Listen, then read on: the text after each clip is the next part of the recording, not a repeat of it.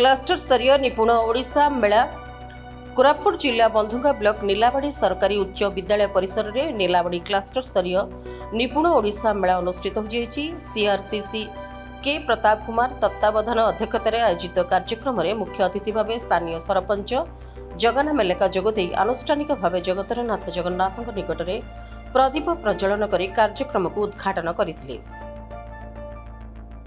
सम्मानित अतिथि भाव प्रधान शिक्षयित्री श्रीमती सौदामिनी नायक जोग देथिबा बेले क्लस्टर समस्त विद्यालय शिक्षक शिक्षयित्री यथा बी श्रीनिवास रेड्डी, जे श्रीनिवास, आलोक साहू, संग्राम केसरी मल्लिक, गुजु पाकिरू, सुनीता माझी, लक्ष्मीप्रिया सुबुद्धि, के ईश्वर दोरा, प्रमोद कुमार प्रधान, अजय दास, जी नीरज कुमारी, सुदर्शन कंडागुरी, संतोष साहू और के पुरुषोत्तम उपस्थित रही निपुण ओडिशा मेलार उद्देश्य और महत्व संपर्क में सूचना प्रदान करथिले। एही निपुण ओडिशा मेला रे उपस्थित छात्र छात्री, शिक्षक शिक्षयित्री, अभिभावक मिलित भाव शपथपाठ कराजिबा सहित छात्र छात्री मानक द्वारा सुंदर सांस्कृतिक कार्यक्रम परिवेषण करा जायतिला। एहा परे मेला रे मौलिक साक्षरता, मौलिक संख्या ज्ञान, सृजनशीलता भली स्टॉल गुड़िकरे छात्र छात्री 82टी कारुकार्य प्रदर्शन करथिले। एही मेला रे समस्त विद्यालयर परिचालना कमिटी सदस्य और अभिभावक माने सहयोग करथिले।